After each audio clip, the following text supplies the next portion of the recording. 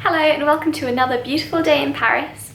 Today my plan is to go to an antiques fair because I saw advertisements saying that today on Boulevard Malesherbes there's going to be a brocante, and brocante is the French word for antiques market. So there'll be stalls set up with people selling vintage items, and anyone who knows me knows that I love antiques. I love anything old with a story behind it, and then when you see the object and hold it in your hands, you just imagine all the people before you and the lives that it's been through and played a part of, and I just love anything old. So I'm really looking forward to it. It's going to be my first antiques market in Paris, and of course I'll be taking you along with me to show you all the stalls and what they have for sale on them, and to give you an idea of what a brocante is like. So I'm really looking forward to it, and I hope that you enjoy this video, and without further ado, let's go.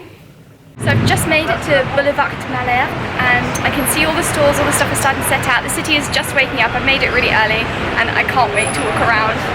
So let's go and have a look.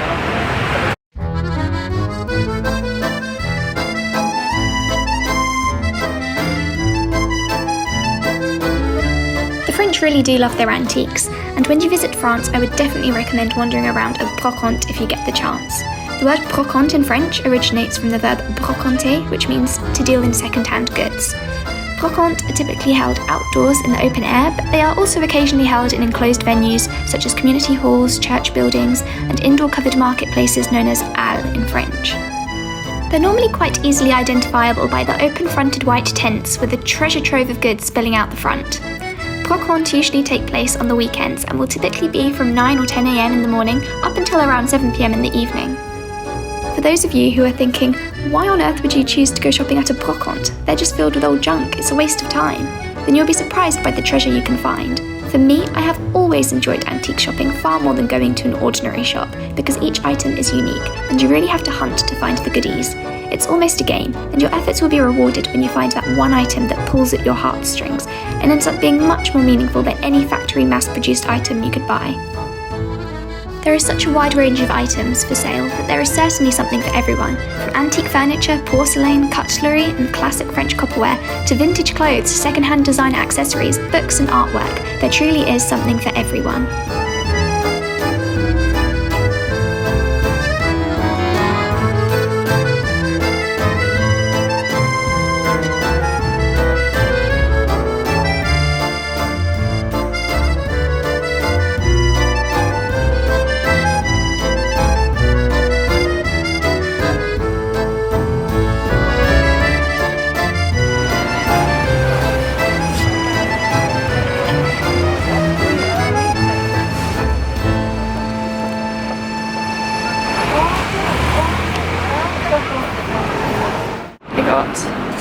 A millefeuille of framboise and a little coffee.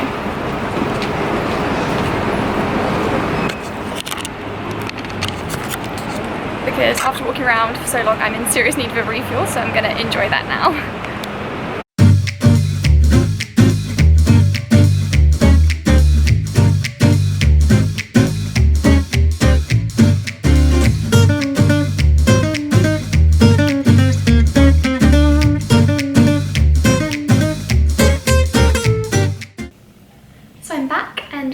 Goodies laid out that I bought, and I'm really excited to share with you what I got because I found some really lovely pieces and I'm really happy about it, because here when I moved into this apartment obviously it came with a basic set of plates and things, but they're all just plain white, and if you know me you know that I love to have really pretty unique items, and I feel like if you want to have a richer life then little changes, like it doesn't have to be expensive, but even cheap pretty items that you can bring into your life that you find in charity shops or antiques fairs and things like that, it just brightens up your day and makes every day feel more special. So that's why I love having these sorts of things. So yeah, I'll share what I got. The first thing that I got is this. I was actually on the hunt for a teacup because I don't have any teacups here, I just have mugs. So I found this lovely cup and saucer. So when I have my cups of tea now, rather than having it in a plain white mug, I can have it in a lovely porcelain teacup. I'm not familiar with the marks on the bottom, so I'll have to search what they are, but it's really beautiful and I love it. So I have that now for my tea. And the next thing I got are these bowls, which are blue and white, and my mum actually collects blue and white china, so she'll be very happy to add these to the collection when I get home. They're really pretty. They're German, Villeroy and Bock. I'm not familiar with that brand, but inside they've got lovely cottage scenes, and I love the little handles. And as it's starting to get to the colder months, I'm probably going to be eating a lot more soups and things, so these bowls will be perfect. And I don't actually have any small bowls. The apartment came with big ones, but if I have just yogurt, or even for cereal, they're too big, and I've been using a mug as a bowl, which I don't really like to do. So now I actually have proper bowls to use for my soups or yogurt and porridge for breakfast or something like that. So I'm very happy to be having these to add. And it's lovely because they come in a set of 2. And then the next thing I got is this little box, which is really pretty. I don't know if you can see on the top. It's got a little circle with, it looks a bit like a brooch. It's got a little scene on it, and it's a lovely golden box. It's very pretty. So I can use it to put jewellery and things like that in, and have it on my dresser on the side. And I also got this little brooch, which I'm keeping inside of it, and it's a Limoges brooch. It's a vintage one, and I love to wear brooches with jumpers in autumn and winter, or even with a white shirt. It looks really pretty. And this one is lovely because it's got the little porcelain centre. Limoges is a really famous porcelain manufacturer in France, and I got it at quite a bargain. So yeah, I'm really happy about this find. It's really beautiful. And yeah, like I said, it just adds a bit of character to a plain jumper or something, and I love, or even on a coat. And this is a jar with a golden lid on the top, like so. I don't know if it's focusing. Which is perfect for storage in the kitchen. And because my kitchen here has gold black backsplash around the counters, it will match and will look really lovely. And I haven't got anywhere to store things like flour, or I don't know, probably I'll end up buying like some French biscuits or madeleines to store in here. But it's really lovely, and it's just useful to have jars like this. And I've never seen one that's so beautiful. I just love the lid. So yeah, I'm really happy about that. This item is something that I've actually been looking for a while, and probably you might not know what it is, but I've been learning how to write with a dip pen and ink, and doing calligraphy and stuff.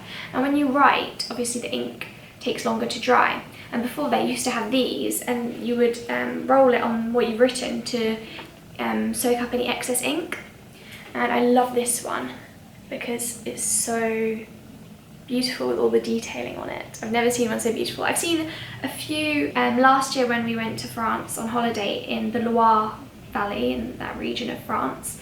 We went to some antique secondhand shops there, and they did have a few, but they weren't as beautiful as this. They just had plain ones, but this is really stunning. I love it. I just love detailing and pretty patterns and everything. It's, like I said, I've been wanting one anyway. I know it's a strange thing to be wanting, but I guess an antique fair is the only place you could actually find one.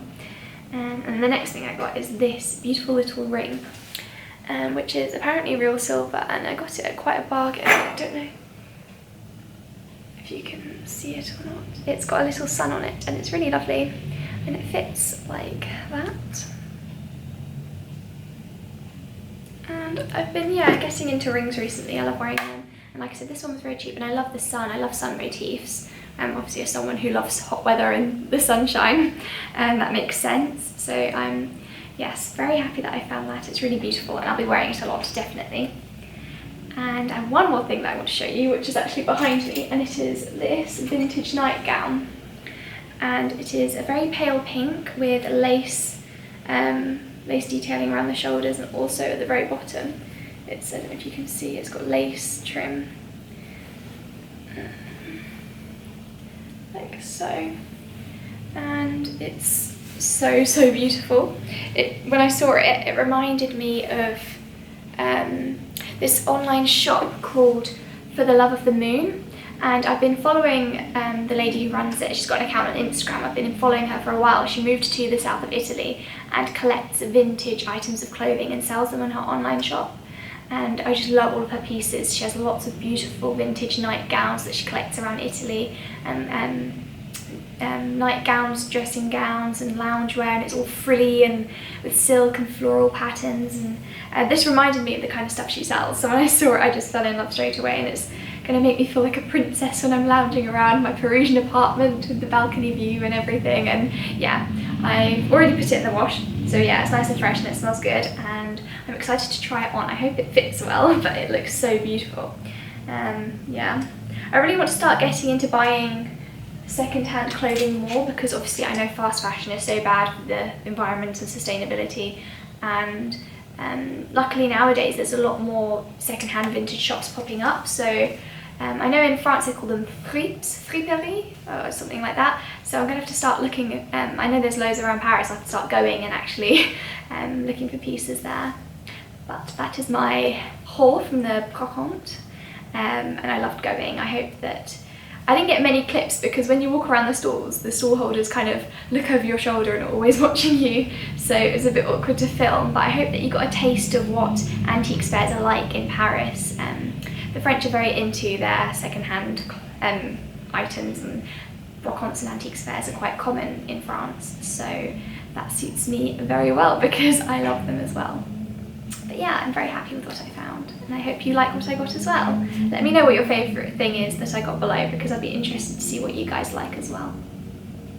As you can see, now I'm going to be getting on with some piano practice, so I'll be working on that, and I'll see you in an hour. So now I'm probably going to be doing some Duolingo on my phone, because I think I've already mentioned this before, but I'm learning Italian. I started at the beginning of the lockdown, and I've been doing it on Duolingo just on my phone myself. And then when I started my work placement, so that was semester 2 of last year, I signed up to an online beginner's Italian course which is run by the University of Bath, so I was really thankful that I was able to be part of that. And today I actually signed up to continue, because they're carrying on with the online teaching, and so even if I'm in Paris I'm able to join the classes. So I've signed up for the lower intermediate, which is the next stage after beginners, so I'm really looking forward to starting the classes again. I think they said that they start the 27th of October, so there's still a bit of time, and until then I'll be carrying on with just doing it myself. But I'm really thankful that I'm able to do that, because I can't wait till I can be fluent in both French and Italian, and I just love learning languages. So yeah, I've been practicing both of them in my free time. So I'll just get on with that now. And I've also made a cup of Earl Grey tea. I have a tea strainer, which I brought from England, which is shaped like a little teapot. I don't know if you can see. And I've got some loose leaf tea in there, because loose leaf tea just tastes so much better. So it's special to have it in my new, well, new for me, but it's an antique, but yeah, my new teacup.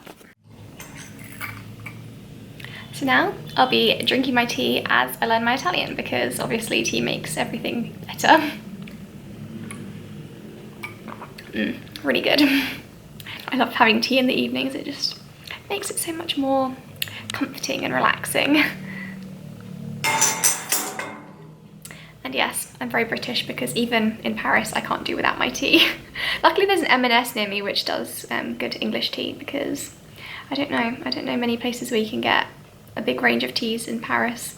The supermarkets do some, but not that much variety, and I haven't seen Earl Grey anywhere else, so yeah, I'm thankful for that. Okay, so I'm just trying on the nightgown, and I really love it. It's so beautiful. It's just so flowy, and I love the neckline and the lace detailing, and I just really think it's so beautiful. And I love the pale pink colour as well. It's just so, I feel like a princess basically, and it's really comfy as well, really soft material. So I'm very happy with this purchase. I think it's a big success, and yeah. So I hope you enjoyed my video, and that you enjoyed going brocanting with me. And if you're anything like me, then I hope you like antiques, and that this interested you, or at least encouraged you to go and try to buy things secondhand, whether that even just be in a charity shop or something, and just to browse around a bit.